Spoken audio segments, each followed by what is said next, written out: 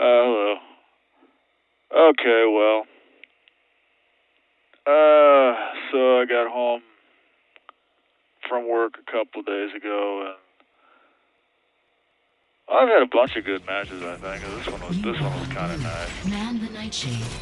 Although it didn't really start out too well. I jumped in here in the middle of this match, and my first thought was, well, I'm on the wrong team.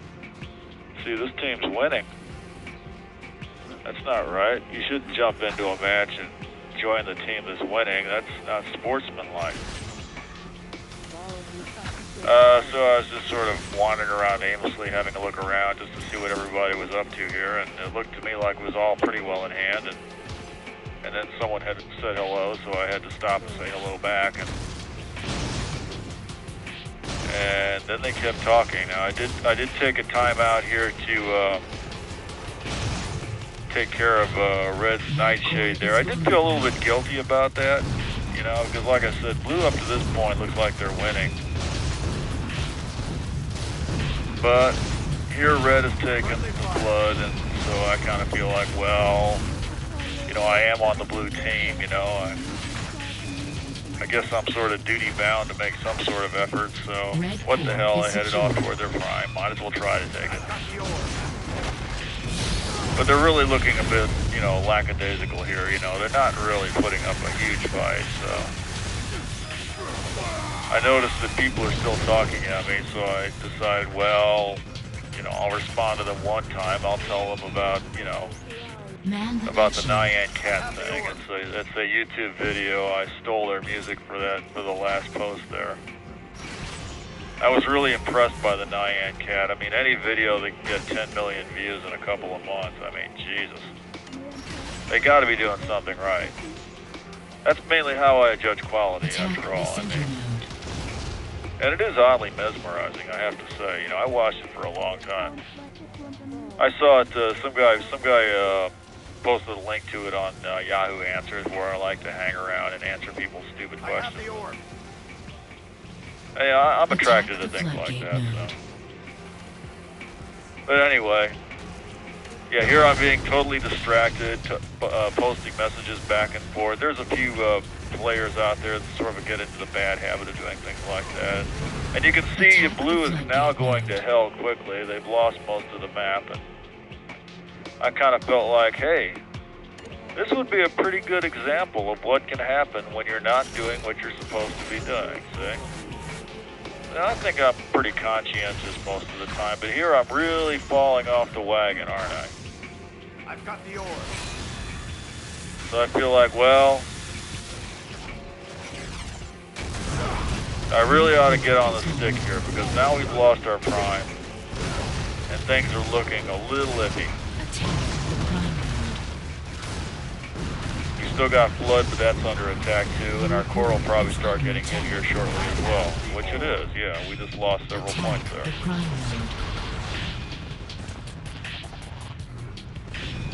So I'm a little desperate now. I'm thinking, well, I'd like to make an example out of this, but if we don't win, I can't post it, can I? And then where will I be? Blue core is secure. Okay, well, I am a rule breaker here. I really shouldn't run off with a Viper without towing an orb.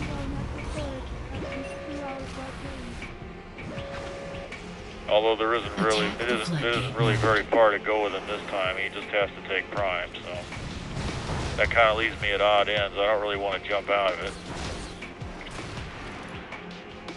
You know, fortunately, you can't find other uses for the Viper if you look. You can't really take center with it if you don't have prime. Anyway. 5 minutes remain. I do feel like if you're in the Viper, you should always look for an opportunity to tow the orb, whatever else you're doing. So now the orb is back at prime, and if we can get the orb runner's attention, which we cannot. Yeah, see, it doesn't always work out. Sometimes the orb runner just insists on going the wrong way, so you have to make do. So there's other things you can do with these Vipers. You can kill the flood node. when the enemy team isn't all that good, it's not that hard to do. I mean,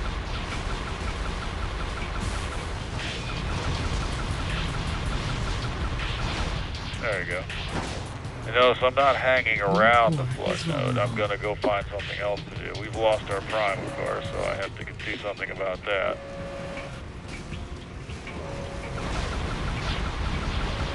There you go. Blue core is secure. Yeah, so things aren't going too badly. I feel like, well, I've sort of got things halfway under control here. I mean, we're still ahead in the score. There's about 3.5 minutes left on the timer, so we can handle this. Probably would be a bad idea to keep flood under control.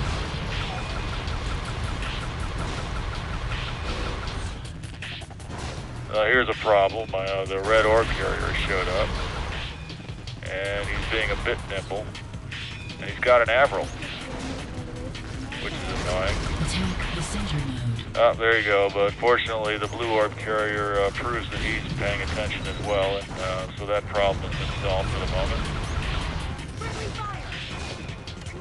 This Viper's a little unhealthy. I decide, well, I'll just stand over the red orb for a few seconds.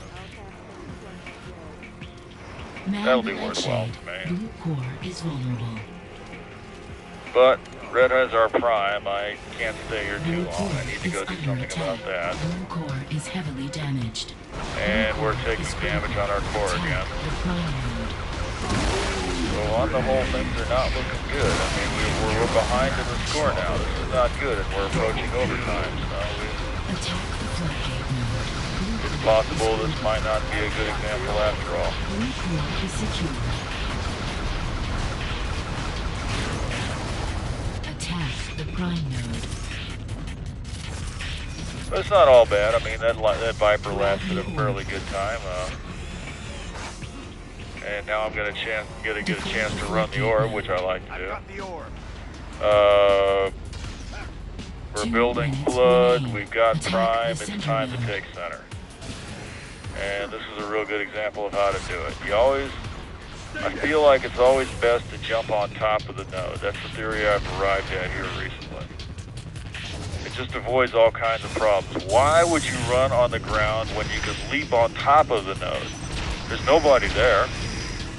It's a clear shot. I have the orb. So you just leap on top of it, take the node, and well, it would have been nice to hold it with that hamster ball, but this guy decided to pull an Avril out. And here I make a bad move. It's not a good idea to jump on top of the node when he's lobbing flak balls at it. But you know, these are decisions that are kind of made on the fly, as it were, and sometimes you just sort of jump the wrong way. Well, I lucked out.